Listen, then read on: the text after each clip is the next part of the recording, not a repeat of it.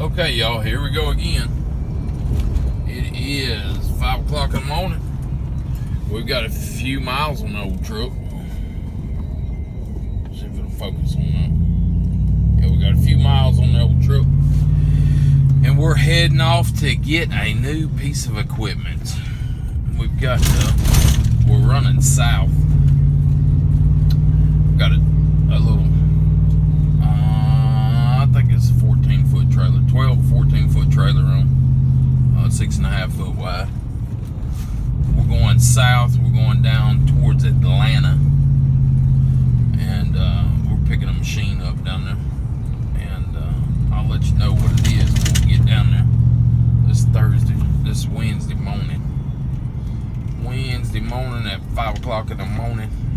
We're easing on down the road, trying to get down here. The guy don't want me to get there before 10. I told him that wouldn't work. I had to be there.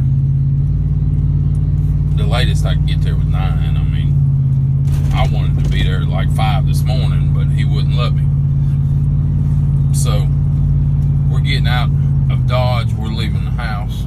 We left the house about 10 minutes ago. So we're getting on down the road. We'll get back when it gets daylight and y'all can see something. Okay, y'all, we're a couple hours in here, and we're between Augusta, Georgia, and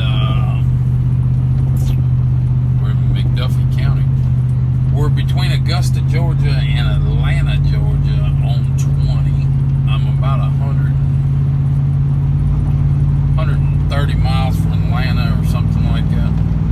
I'm going to stay just this side of Atlanta. We're going to Oxford. Oxford, Georgia is where we're going. And it's been an uneventful trip. Been nice and easy so far. I ain't hit much traffic. I eased through Augusta, no problem. And come through Atlanta, no problem. Come through Columbia, no problem. Come through Augusta, no problem. Now I'm going to try to ease in here.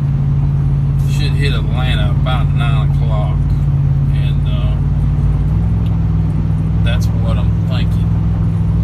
And I'm hoping I'm going to stay about this 30 miles this side of Atlanta. I'm hoping that Atlanta traffic don't get me. Basically why I came this way and I didn't go down 85. If I went down 85, I'd had to go all the way through Atlanta. And anybody that's been around Atlanta knows that's the worst traffic in the world. Well, worst traffic that I know of anywhere in the damn country. So you try to stay away from Atlanta as much as you can. So I'm staying on the outskirts, so I make my whole trip up around going down Highway 20 to come in the bottom side, because that's basically where I needed to go. But GPS was trying to send me 85. I didn't want to go 85, so the truck saying the transmission is malfunctioning. It's been saying that for the last, I don't know, 100,000 miles or something. But anyway, we just keep easing on here. Slow down a little bit because we're in road work. Look at that. It says speed limit 60. Then they got signs right behind it that says speed limit 55. And everywhere else it's been 70. So I don't know why they got double speed limits here. But anyway, we'll catch up with you here in a few when we get a little farther down the road. And when I figure out exactly where I'm going down here. I done turned GPS off. It told me to go stay on this road 190 miles, and that's why hell I don't need to burn my battery up for that long. Good God. I'm surprised somebody ain't got killed there. There's a hole like 4 foot deep in that bridge. And there wasn't even no cones on the edge of it. Alright, well, I'll see y'all here shortly. We're still going. loaded back there. And we're hauling butt back home. We're going to go to Rock Hill, and then we're going to go to Jefferson to offload.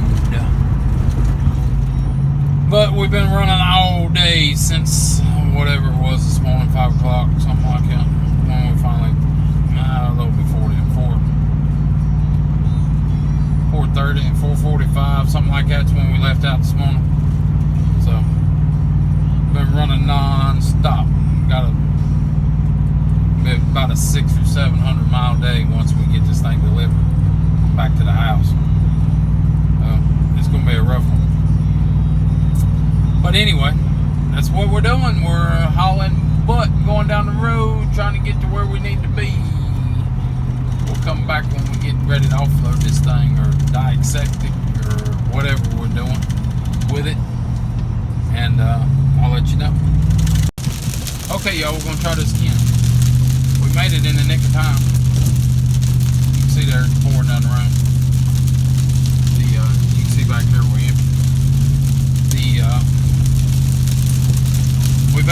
We bought another CNC machine. Me and Ronnie will go over it here in the near future.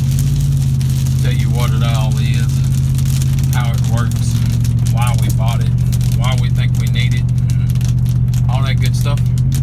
But I made it without it getting wet. That's the big deal. And now the rain has quit. That's about how it works around here. But I didn't get in no major rain at all. I got a little tiny, like a heavy mist at best on it. But we was running 80 mile an hour at that time, and I was getting a light mist on the windshield. I doubt that thing was getting anything on it because it was tucked in close to the back of the truck there. And the way the wind goes over the top of the truck, I think it blowed it right over it. It never got to it. Because I was making a pretty good time, and I was making pretty good fuel mileage coming across with it, so I had a good tailwind on me. But anyway, it is what it is. We got it down there. It's dry. It ain't wet. It didn't seem like it was wet. So, and it's all aluminum really and plastic, so it don't matter. But we'll show it to you this weekend when we get down there and let you know what we're doing with it. Okay, y'all. We went and picked up the other day. I showed you in a video. I took a video of going down there after this. So here it is. It is a CNC machine. We do not know the manufacturer. Nobody knows the manufacturer. Somebody took the nameplate off. The nameplate is right there, but somebody took it off. So I don't know what it is, who it is, how it is, but they broke this gear here, the gear on the backside that runs on these teeth. Ronnie will explain it better, I'm sure, when he gets down here. But basically, when they wrecked it, right here. When they wrecked it, they jerked them teeth up. You see right there, the teeth is bent up. So that's the problem with it. They broke that tooth off. So we got to figure out how to have a gear made and put it all back together. We didn't get any instructions. This is all the pieces I got with it. I think I got it all, but who knows? So I got to figure out how all this goes back together. I did get some more pieces. I got electronics there. I've got the little thing for the wires to go in. Some of the vacuum. These two pieces come with the vacuum. This does have a full vacuum table on it. There it is. Yes, a couple pieces got broken to move, but we can fix that. It's got a vacuum table. It's extremely heavy duty. It's a lot bigger than that unit over there. This is a 5x10 table, but you can only use it like a 4x9 or something like that. So this is a 4x8 foot sheet here. but you can see there's a lot of extra there. But anyway, that's what we got to figure out, how to put this thing together. But this is what we want after. Here's some electronics to it. Here's some motors to it. Some stop switches and stuff that come with it. I don't know if all this goes to it. It may not. I have no clue. This is a big old bearing for the gantry up there. I found the side bearings here for the side plates. So we're gonna try to get it back together. I don't know if we can or not, but we're gonna try it. Ronnie will be down here to play with it too. But like I say, we looked all over it. We can't find any names to it. But this is he said this is a spindle. Looks like it's a 5 horsepower, but it's a 220 spindle, so I probably won't use it. But I think what I'm going to do, I think this tooth is the same thing as that tooth. So I can put the spindle together. I mean, I can put the rack together on it, and that's my A axis, or my Y axis, Z axis, Z axis. This is supposedly my Z axis. So I can leave that one off and run that gear. I believe it's the same as here, so we can run that on here and we'll be good to go. So I got to figure out how to get this stuff on here, how it goes on there, if it goes on there. I'm assuming it all goes on here, but you know what assume does kind of hurt some of us sometimes.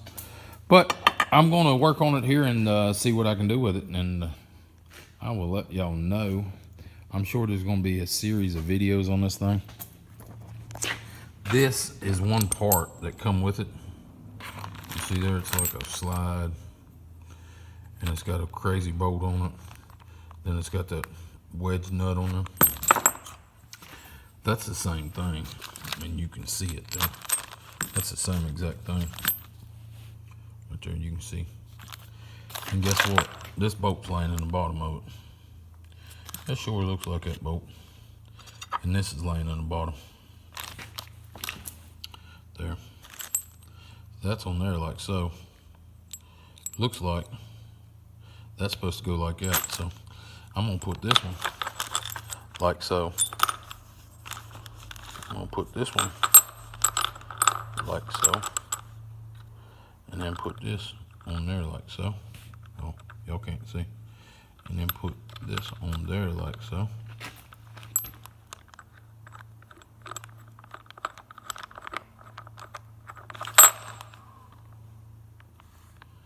What happened? Anyway, that's what I'm trying to do.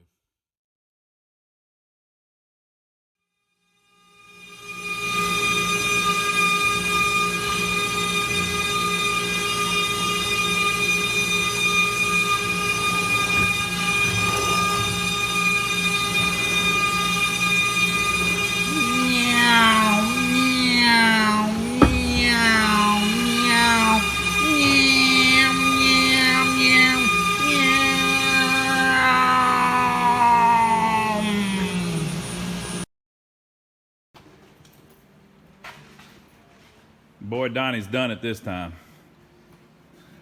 What have you got, Donnie? Well, I ain't exactly sure, but I believe it's a CNC machine. But we don't know the manufacturer. But I don't think it matters at this point. Yep, it's yours now. Yep. So we're going to try to make a little faster unit here. So we've got a CNC that's a ZenBot, and it works great. Everything's cool, but they're not really designed to be real fast or anything. And Donnie's tired of it taking him so long to cut a cabinet. So we're trying to speed it up a little bit with this bad boy. So this one here, we have no clue what manufacturer or anything. It appears to be much more heavy duty though than the one we've got. So we're upfitting it with new motors and new drives and new all of that. So when we got it, I already showed him that part where you were doing it. When we got it, all of this was off of it. So Donnie has figured out how to put the the Y-axis back on. Boy, she rolls pretty smooth. So it's on these glides on the side. And moves with little resistance. So that's cool. The whole thing's made of aluminum. And it's all this old school gold anodized aluminum. I have no clue on the year, but we're thinking late 90s. Because some of the drives and stuff that were with it were late 90s. But it's all stuff that's so old that we can't really reuse. We've got the Z here is a ball screw. And they have these big encoder wheels or hand wheels on the end of the motor. This is a NEMA 23, Donnie. NEMA 23. But the ones for the side are NEMA 34s that run the X, and then the one that runs the Y up here is a NEMA 34. And it looks like they're 5-to-1 reduction, which would be every 5 turns of the motor, you get 1 turn of the wheel. And so it's gear driven, rack and pinion on the Y, and then there's a rack and pinion on the X on both sides. So the thing had been crashed. Do you still have the spindle that's snapped, Donnie? Not the spindle, the shaft. The shaft, the pinion. Right there. So one of the pinions, which is basically this, had snapped on one side. So we went to a machinist and had him make us new ones, exactly the same.